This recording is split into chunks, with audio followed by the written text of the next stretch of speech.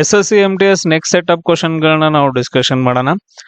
ಸಾಂಗ್ರಾಯ್ ಭಾರತದ ಯಾವ ರಾಜ್ಯದ ಜಾನಪದ ನೃತ್ಯವಾಗೈತಿ ಅಂತ ಕ್ವಶನ್ ಅನ್ನ ಕೇಳಿದ್ರ ನೋಡ್ರಿ, ಸಾಂಗ್ರಾಯ್ ಅಂತಂದ ಹೇಳಿ ಬರುತ್ತೆ. ಯಾವ ರಾಜ್ಯಕ್ಕ?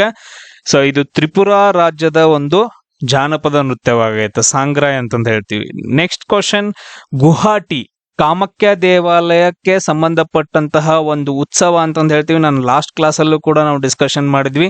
ನೋಡ್ರಿ, ಇದು ಯಾವ್ದಕ್ ಬರುತ್ತೆ ಅಂತಂದ ಹೇಳಿದ್ರ ಅಂಬುಬಾಚಿ ಉತ್ಸವ ಅಂತಂದ ಹೇಳ್ತೀವಿ. ಅಸ್ಸಾಂನ ಗುವಾಹಟಿಯ ಕಾಮಾಖ್ಯ ದೇವಾಲಯ, ಸೊ ಅಂಬುಬಾಚಿ ಉತ್ಸವ ಅಂತಂದ ಹೇಳ್ತೀವಿ.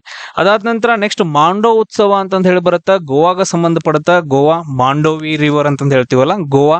ಆಮೇಲೆ ಮಜುಲಿ ಉತ್ಸವ ಅಂತಂದ ಹೇಳಿ ಬರುತ್ತಾ, ಇದು ಮಜುಲಿ ದ್ವೀಪ ಅಂತಂದ ಹೇಳ್ತೀವಲ್ಲ, ಅದಕ್ಕೆ ಸಂಬಂಧಪಟ್ಟಂತದ್ದು.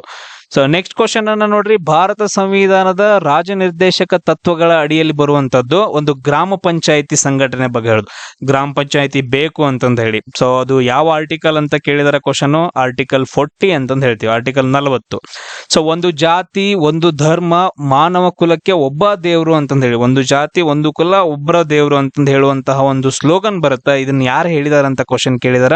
ಸೊ ಇದನ್ನ ಯಾರು ಹೇಳಿದಾರ? ಶ್ರೀ ನಾರಾಯಣ ಗುರು. ಸೊ ಇವ್ರ ಮೇಲೆ ಒಂದೇ ಒಂದು ಕ್ವಶನ್ ಬರುತ್ತೆ. ಇವರು ಕೇರಳದವರು. ಸೊ ಇವ್ ಅಂದ್ರೆ ಗುಡಿಗಳಲ್ಲಿ ಏನಪ್ಪಾ ಅಂತಂದ ಹೇಳಿದ್ರೆ ಎಂಟ್ರಿಗೋಸ್ಕರ, ಸೊ ಗುಡಿಗಳಲ್ಲಿ ಟೆಂಪಲ್ಸ್ ಗಳಲ್ಲಿ ಎಂಟ್ರಿಗೋಸ್ಕರ ಇವರು ಹಲವಾರು ಚಳವಳಿಗಳನ್ನ ಮಾಡ್ತಾರ.